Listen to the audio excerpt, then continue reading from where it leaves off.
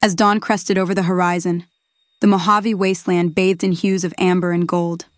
The first light of day spread across the arid landscape, casting long shadows on the cracked earth. In the sleepy town of Goodsprings, the sun's rays filtered through the dusty windows of the Prospector Saloon, shining light on dusty bottles and scratched bench tops. Sunny smiles woke with the dawn. Her mornings were a ritual, a symphony of routine and resolve. She rose from her simple cot, her movements unhurried but deliberate.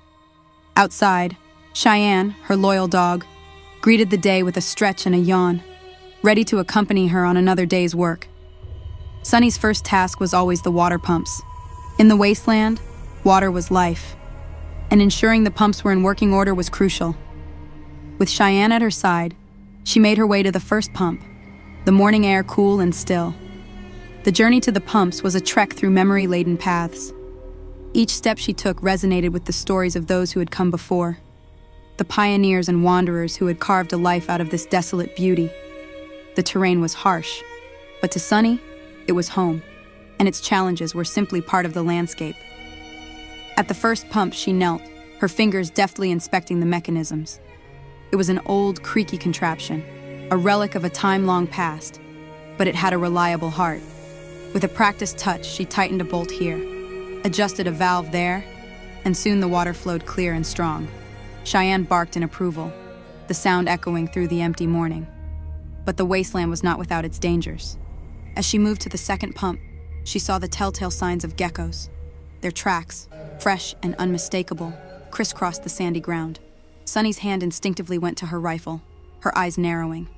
The geckos were a menace, their presence a constant threat to the water supply and the safety of the town. She followed the tracks, her senses attuned to the slightest movement. The geckos, with their scaly hides and sharp teeth, were cunning critters. But Sunny was undeterred. She spotted them near the third pump, their beady eyes gleaming with mischief. Raising her rifle, she took aim, the weight of her responsibility steadying her hand. A crack echoed through the air as the first shot rang out.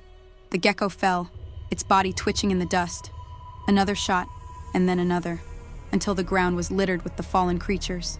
Cheyenne growled low, the scent of the hunt still fresh in her nostrils. With the threat neutralized, Sunny approached the third pump. Her hands were steady as she made the necessary repairs, her mind focused on the task at hand. By midday, her rounds were complete. The pumps were all in working order. The geckos no longer a threat. She stood atop a ridge, looking out over the town she called home. The sun was high in the sky now, casting a harsh light over the landscape, but to Sunny, it was a beacon of hope. She made her way back to Goodsprings, Cheyenne trotting happily beside her.